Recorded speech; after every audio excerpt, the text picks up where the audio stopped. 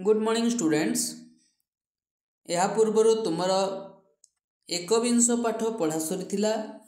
जदि वीडियो देखी न प्लेलिस्ट अच्छी देखी नब है। सब क्वेश्चन आंसर एकविंश पाठ पर्यंत सब क्वेश्चन आंसर प्लेलिस्ट अच्छी। तुम षष्ठ श्रेणी साहित्य वीडियो माने क्वेश्चन आंसर सब प्लेलिस्ट पाइपर। तो चलो आज अव्ययर प्रयोग विषय जानिबा। अव्यय माने नहीं व्यय जार से है अव्यय माने से शब्दर कौन सी प्रकार परिवर्तन हो न थाए। अव्यय शब्द जोटा थी सहीटा ही वाक्य यूज हम। अन्यटा जमी विभक्ति चेंज हो जाए, एक वचन द्विवचन बहुवचन वचन चेंज होता है यहाँ तार परिवर्तन किसी हेब ना। देख एसह कुमार, ये कुमार, कुमार माने गोटे व्यक्तिर नाम, गोटे पिलार नाम। कुमार प्रातः उत्तिष्ठति, कुमार सकाळे उठे। ततः दंतमार्जनम करोति, तापरे दांत सफा करे ब्रश करे। अनंतरम योगाभ्यासम करोति, यहाँ परे योगाभ्यास करे। ततः स्नानम करोति, तापरे स्नान करे गाधाए से। यदा दर्पणम धरति, जेते बेले दर्पण धरे। तदा प्रतिबिंबं पश्यति, सेते बेले निजर प्रतिछवि देखी। तदा प्रतिबिंबं पश्यति, सेते बेले प्रतिछवि देखी। प्रसाधनात् परम देवपूजम करोति, वेशभूषा परे सेटिके वेशभूषा ही दिए, तापरे देवपूजा करे। अथ पठन गृहं गच्छति, यहाँ परे पढ़ा गृह को जाए। अन्यत्र न भ्रमति, अन्य आड़े बुले नहीं। यत्र पठति तत्र लिखति, ଯେଉଁଠାରେ पढ़े सेठारे लिखे। अत्र पठन समय कुत्रापि न गच्छति, एही पढ़ा समय रे कुआड़े मध्य जाए नहीं। सह गृहपाठम लिखति पठति च, से घर पाठ लेखे ओ पढ़े। प्रतिदिनम वार्तापत्रिकां पठति, प्रतिदिन संवादपत्र पढ़े। संस्कृत वार्तामपि शृणोति, संस्कृत वार्ता मध्य शुणे। सह दिवा भक्तम खादति, से दिन बेला भात खाए। सायं प्रार्थना करोति, संध्या समय रे प्रार्थना करे। नक्तम रोटिकां खादति, रातिरे नक्तम माने रातिरे रोटी खाए। अधुना प्रांतरे खेलति, वर्तमान प्रांतर रे पड़िया रे खेलुछि।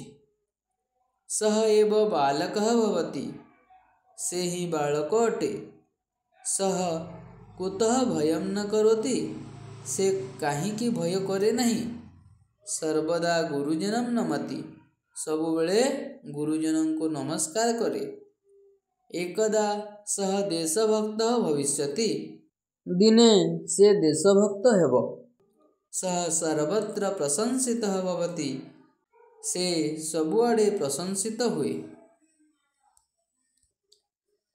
तो पिला माने तले तार शब्द गुड़िकर अर्थ मध्य देछि। प्रातः माने सकाळे, उत्तिष्ठति उठे, जदा जेतेबेले, तदा सेतेबेले, अन्यत्र अन्य आड़े, यत्र ଯେଉଁଠାରେ, तत्र सेठारे, अत्र एठारे, कुत्र केउठारे, अपि मध्य, च माने ओ एवं है ओ किंबा एवं, सर्वदा सबुबेले, वार्ता पत्रिका संवादपत्र, दिवा दिन रे, भक्तम भात, सायं माने संध्यारे, नक्तम माने रातिरे, रोटिकाम रोटी, अधुना वर्तमान, प्रांतरे पड़ियारे, एव ही कुतः केउठारु, एकदा दिने, सर्वत्र सबुठारे, अथ यहाँ परे, अनंतरम यहाँ परे, अनंतरम माने मध्य यहाँ परे, प्रतिदिनम सबुदिन, ततः तापरे, परम परे, प्रसाधनात् परम वेशभूषा बा सजबाज परे।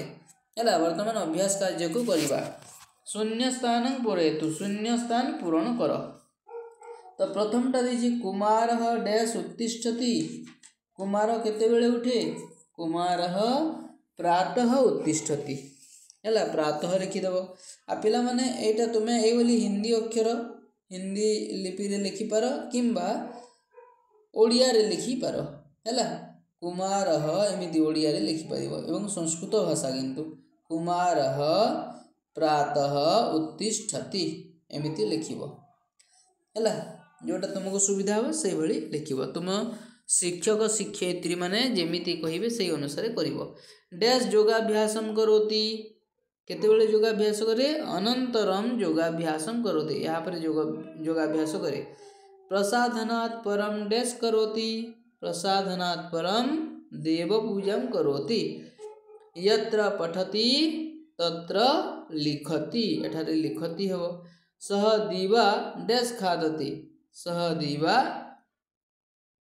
भक्तम खादति हैला तले ऑप्शन माने देछि तापरे नेक्स्ट देखिबा 2 नंबर स्तंभं मेलयतु स्तंभ मेलन करो एषः कुमारः तापरे यत्र पठति तुम बही रे जो अनुच्छेद देछि पाठ रे सेथिरे जो हिसाब रे लेखाई से हिसाब रे तुमको मेल करबा को पड़िबो संस्कृत वार्तां शृणोति हैला दिवा खादति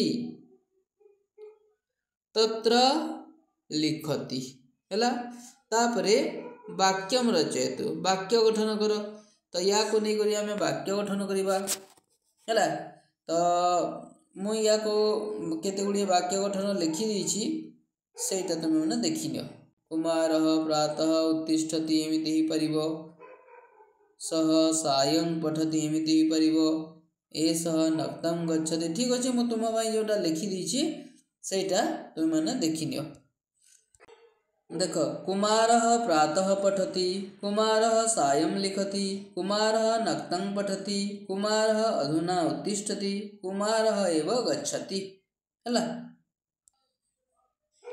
तापरे सह प्रातः उत्तिष्ठति सह सायं पठति सह नक्तं गच्छति सह अधुना लिखति सह एव पठति हैला तापरे एषः प्रातः लिखति एषः सायं गच्छति एषः नक्तं पठति एषः अधुना लिखति एषः एव गच्छति लास्ट रे हैला